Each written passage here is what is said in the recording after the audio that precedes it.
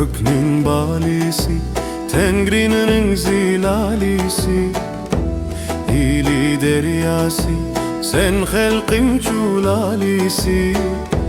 Yaş Nihan sen bilen İli vadisi, sen tarih şahit hem hayat deryası.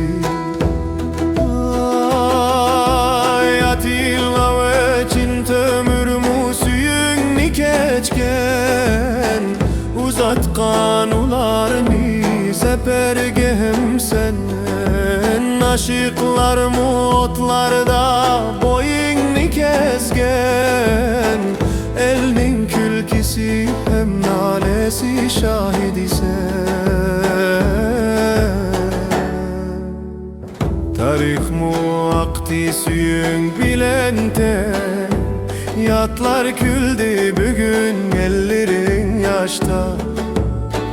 Akı sentimim sizi teklerin ken, nehmiler singen her bir taşka. Bey bey bey bey bay bay bay bay bay bay bay bay bay bay bay bay bay bay bay bay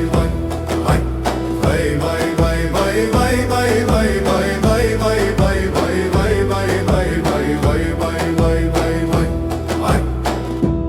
Gördüm çüşümde bütün seni, bahrin miskin akkar astida köknin. Sulerin goya közümdeki yaş gibi, sükutsiz dağlaydı kalbimni meni.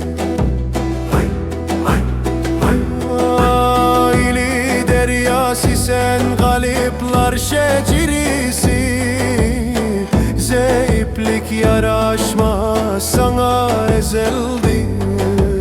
Vücudim gasalgın Tengri himayesi, külü sen uzun kalmaz erkin gazeldi.